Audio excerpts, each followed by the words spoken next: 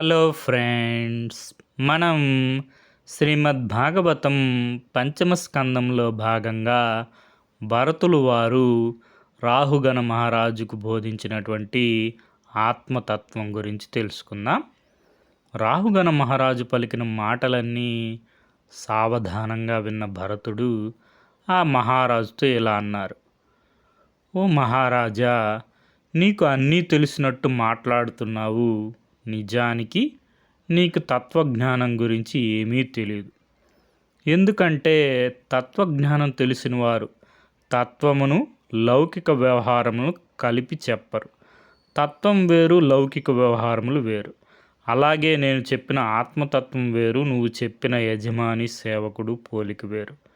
బాగా తెలిసిన వారు తత్వ విచారం చేసేటప్పుడు ఇటువంటి లౌకిక విషయాలను ఒప్పుకోరు. ఓ రాజా, ఈ లోకంలో గృహము, భార్య, పుత్రులు, సంపదలు, రాజు, సేవకులు అన్నీ సంబంధాలు ఉంటాయి. ఈ గృహస్థాశ్రమంలో ఉన్నవారు వేదముల్లో చెప్పబడిన యజ్ఞములు, యాగములు చేస్తూ ఉంటారు. వేదములను వల్లివేస్తూ ఉంటారు.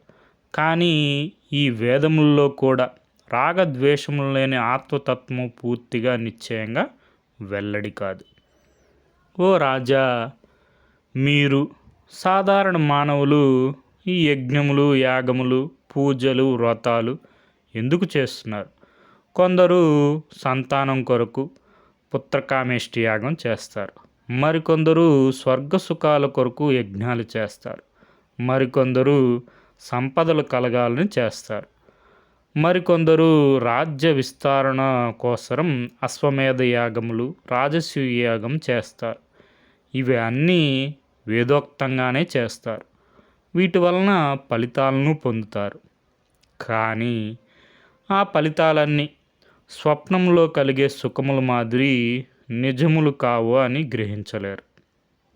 ఇటువంటి వారికి ఎన్ని ఉపనిషత్ వాక్యములు చెప్తే ఆత్మతత్వము బోధపడుతుంది. ఓ రాజా, పురుషుని మనస్సు సత్వ రజస్తమో గుణములకు లోబడి ఉంటుంది. ఆ మనస్సు ఎవరి మాట వినదు. స్వతంత్రంగా తనకు తోచినట్టు పనులు చేస్తూ ఉంటుంది. ఆ పనుల వలన పుణ్యం కానీ, పాపం కానీ, కాస్త పుణ్యము కాస్త పాపం కానీ అంటే మిశ్రమ ఫలితం కానీ లభిస్తూ ఉంటుంది. ఆ ఫలితములను అనుభవించి తీరవలసింది. దానిని ఎవ్వరూ ఆపలేరు. ఓ రాజా, ఈ దేహంతో చేసే పుణ్యకార్యములు, పాపకార్యముల వలన పుట్టే వాసనలతో ఈ మనస్సు నిండిపోతుంది. పైగా ఈ మనస్సు కామము, క్రోధము మొదలగు వికారముల చేత, సత్వ రజస్తమో గుణముల చేత నిరంతరము చెలిస్తూ ఉంటుంది. స్థిరంగా ఉండదు. వీటి ఫలితంగా ఆ మనస్సు వాసనలు మోసుకుంటూ జీవుడితో కూడా వివిధ దేహములలో ప్రవేశించి వివిధ రూపములతో, పేర్లతో ప్రకటింపబడుతూ ఉంటుంది.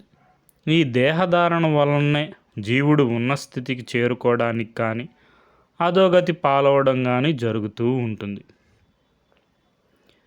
ఈ మనస్సు దేహంలో ఉన్న జీవుణ్ణి గట్టిగా ఆవరించి ఉంటుంది. ఆ జీవుడిని మనస్సు సంసారంలో పడేస్తుంది. దానివలన జీవుడు సుఖదుఖములు, లోభము, మోహము, పాపము, పుణ్యములు మొదలగు ఫలములను అనుభవిస్తూ ఉంటాడు.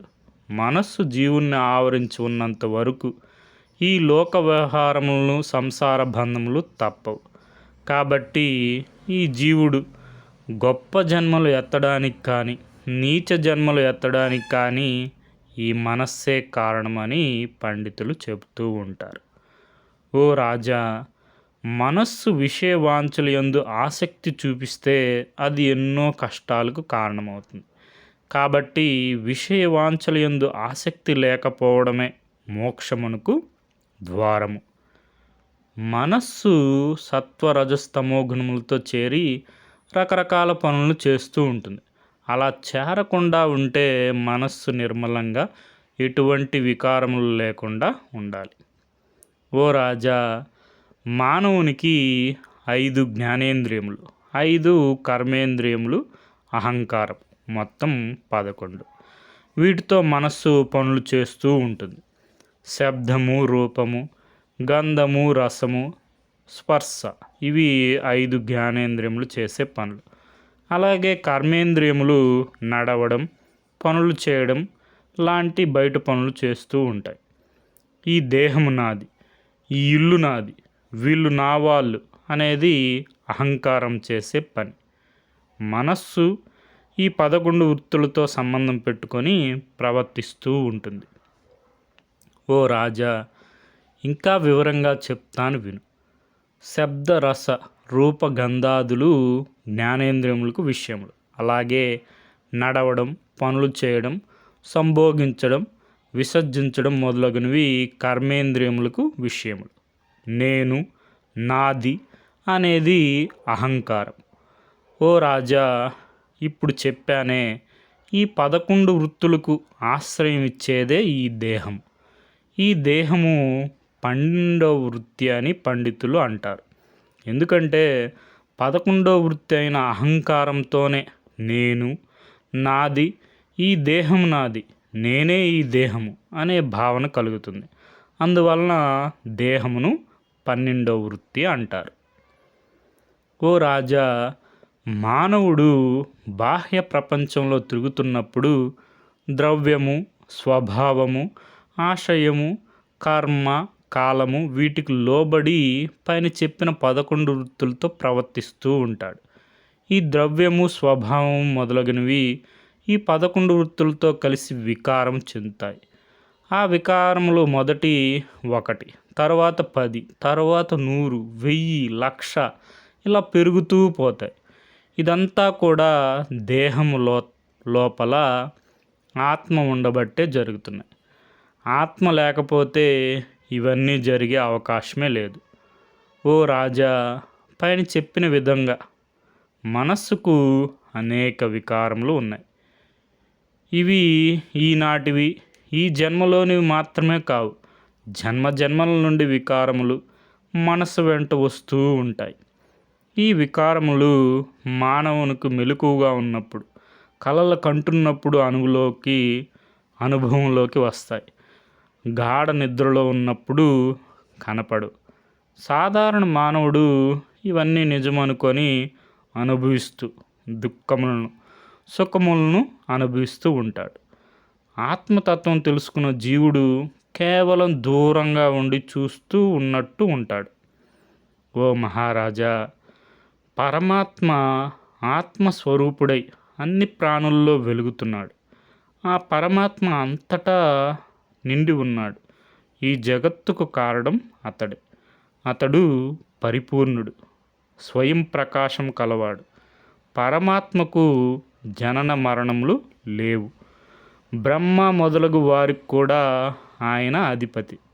విశ్వంలోని సకల భూతములకు ఆయనే నివాసము. అందుకే ఆయన్ను వాసుదేవుడు అని అన్నారు. ఈ వాసుదేవుడే తన మాయ ద్వారా జీవులను నియంత్రిస్తున్నాడు. ఈ వాసుదేవుడే వాయు రూపంలో ప్రతి ప్రాణిలో ప్రవేశించి చైతన్యం కలగజేస్తున్నాడు. ఆ పరమపురుషుడైన వాసుదేవుడే ఈ అనంత విశ్వం అంతా నిండి ఉండి ఆధిపత్యం వహిస్తున్నాడు.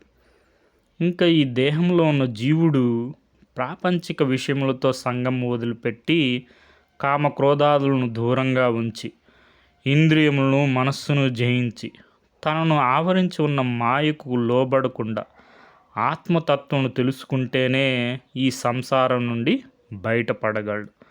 లేకపోతే ఈ జనన మరణ చక్రంలో నిరంతరం తిరుగుతూ ఉంటాడు. ఓ రాజా, మరలా చెప్తున్నాను విను. ఈ మనస్సే సకల క్లేశములకు మూలం. ఈ మనస్సు గురించి తెలుసుకున్నంత వరకు జీవుడు దానికి లోబడి తెలుసుకోనంత వరకు జీవుడు దానికి లోబడి సంసారంలో కొట్టుకుంటూ ఉంటాడు. రోగములు, దుఃఖములు, మోహము, రాగద్వేషములు, విరోధములు, స్నేహములు ఈ మనస్సుకు తోడుగా నిలిచి సంసార బంధములకు కారణమవుతాయి. కాబట్టి మనస్సును నిగ్రహించడం ముఖ్యం. ఓ రాజా, ఆఖరి మాటగా చెప్తున్నాను, ఈ మనస్సు జీవునికి ప్రబలమైన శత్రువు, అత్యంత బలమైనది. దీనిదేముందులే అని నిర్లక్ష్యం చేస్తే అది జీవుని అధపాతాళానికి తొక్కుతుంది. జీవుని అసలు స్వరూపాన్ని కప్పివేసి వికృతంగా చేస్తుంది. ఈ మనస్సును జయించే మార్గం ఒకటే ఒకటి ఉంది. అదే గురువు పాదాలను ఆశ్రయించడం, ఆత్మతత్వమును తెలుసుకోవడం. నీవు కూడా గురువు పాదాలను ఆశ్రయించి ఈ సంసార బంధనముల నుండి విముక్తుడు కమ్ము అని చెప్పి భరతులు వారు రాహుగణ మహారాజుకి ఆత్మతత్వాన్ని బోధించారు. ఇది మనకి శ్రీమద్ భాగవతం పంచమ స్కందంలో ఉంటుంది. మూలం శ్రీమద్ భాగవతం తేట తెలుగులో మొదలి వెంకట సుబ్రహ్మణ్యం గారు. Okay friends, thank you for watching.